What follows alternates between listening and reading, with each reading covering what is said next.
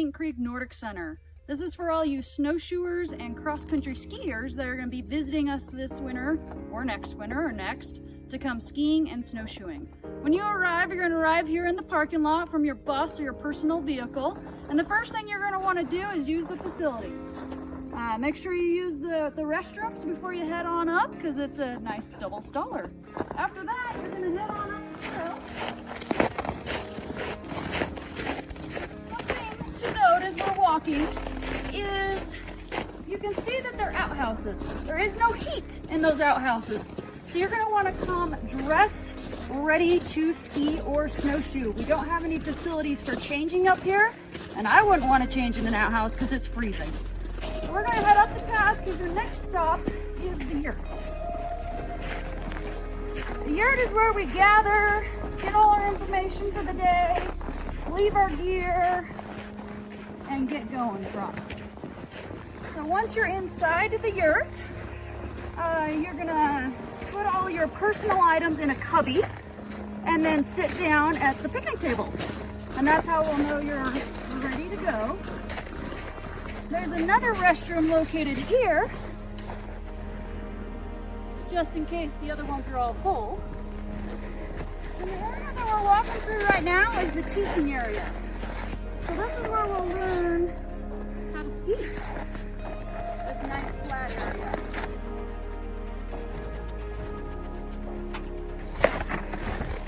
So once you're inside the yurt, you're going to put your personal items in a cubby. Then you're going to sit down at the picnic table and you are dressed ready to go. You have your gloves, your hat, your coat, everything you need. If you're going snowshoeing, you're going to need to have a snack in your pocket. If you're going skiing, it's up to you as to whether you want a snack or not. Something to note, here in the A-frame, we don't have power or running water. So the heat comes from a wood stove. Think about that when you're packing your lunch, there's no microwave. Over on the white counter, we will have hot chocolate and water. So bring a water bottle so you can refill your water bottle as you go through the day. So that's the yurt. If you're skiing, all of the ski boots will be in the yurt here for you to put on. If you're snowshoeing, you need to make sure you wear a good snow boot because you're not going to wear a ski boot. Okay, once we get in here, we're going to separate you out. 5th graders will stay, do their skiing thing. 4th graders are going to head over to the A-frame, and we're going to get snowshoes.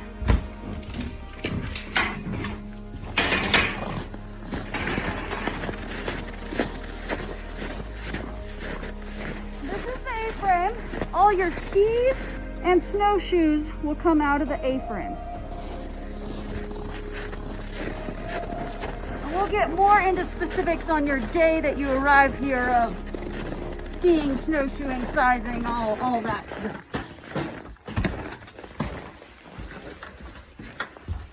So the thing that you need to know about the A-frame is when you head in, we're going to file through and get gear.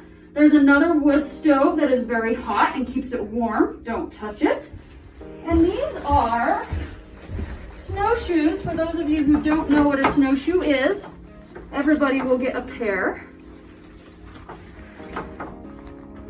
And then here is what a ski boot looks like. Makes me want to add that if you're coming up here to cross-country ski, you do not need to bring your own gear. We have everything. Along with snowshoeing, you do not need to bring your own gear. We have everything. Most likely, you have the wrong gear for cross-country skiing, so that's why we bring it. See how that's got the metal bar there? That's a cross-country ski boot. And then back here, you'll see more snowshoes, tons of cool little skis. There's what your ski will look like. We'll go into more depth when you come up here. And then after lunch, the skiers will get their poles. So snowshoers, the reason you have to carry a snack in your pocket is because you will eat your lunch later than usual. You're going to be gone for a really long time out on a trail that's about 2 miles long. So you need a snack so you can make it back to lunch about 1 o'clock. Skiers, you're going to eat lunch about the same time that you usually do Then after lunch, you're gonna get your poles and go on a ski tour. So that's why you don't have to worry about a snack as much. But snowshoers, a snack is required in your pocket to go snowshoeing. Let's talk about clothing. Everybody needs to have good clothing and they need to layer. You need to layer up like an onion. Or sometimes the kids tell me like a fancy cake with all the different layers of frosting. I'm layered up pretty good right now. Let's talk about hat. Everybody has to have a hat on your head. A hood doesn't do you justice because if you get hot and you want to take off your outer coat, well, you can't because you have no hat. So you must have a hat separate than your hood. You need then an outer shell. And the outer shell needs to be slippery. See how that's slippery? So the snow will slip off. So you need to have an outer shell. If you get hot, then you can leave this outer shell and you don't have to wear it all day. Under your outer shell, you need to have another layer. I brought this layer to show you. It's just a nice sweatshirt. It could be a fleece sweatshirt, zip-up hoodie, anything you want. Underneath this layer is what's really important. It's called a base layer. A base layer is not cotton, so read the label if you want to. But a base layer is something like what I have. So a base layer is really important because it's what's next to your skin, okay? It must be long sleeve. If you have short sleeves on and you're hot and you want to take off your coat, when you're skiing or snowshoeing, you will have to wear your heavy coat and be hot because you cannot ski or snowshoe in short sleeves. So make sure your base layer is long sleeved. So you know that. On your legs, you need to have a base layer. So tights, long johns, however you want to refer to them. Some of you might have snow pants that are cold, so you might want to put a layer of fleece jammies over the top of your base layer. But then over the top of that, you need to have some sort of waterproof pant. Notice this is slick again. That way the snow won't stick to it. Waterproof pant is very important for both snowshoers and skiers. The next thing we need to talk about is gloves. I brought two glove examples. This one is fuzzy. It means the snow will stick to it when you fall on the snow and you'll become a snowman and it'll be wet. This one is slippery, so the snow won't stick to it and it'll be a better option. It can be mittens or gloves, it doesn't matter. There's a nice glove example for you. Just something to keep your hands warm. The other thing we need to talk about, sunscreen. It is sunny up here. You need to make sure you put sunscreen on the little bit that it's exposed. So sunscreen's good. You're also gonna want sunglasses because it gets really bright in the snow up here. And then something that I like to wear that's just nice, you do not have to have this. They call them buffs usually or bandanas, but this goes around your neck like a scarf, but it doesn't fall off like a scarf.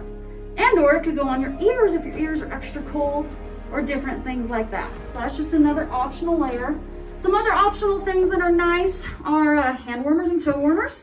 If you tend to be cold, that's nice to have that. Once again, snowshoers, as a reminder, you must have some sort of snow boot that you need to come in. Under the snow boot, and this is for skiers too, you need to have one layer of a good sock. This is some sort of wool blend sock, or maybe your soccer sock or your football sock. Not ankle socks, not anything like that. It needs to be a tall, good sock. One layer. Because skiers, you're going to need that in your ski boot. Snowshoers, you're going to need that in your snow boots that you will wear. Some of you might say, well, I don't have all of this gear. Well, that's why we send this to you before Christmas. It's a good time of year to ask for the items you don't have, or borrow from a brother and sister.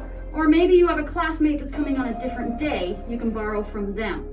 So this will give you time to get your gear together before you come.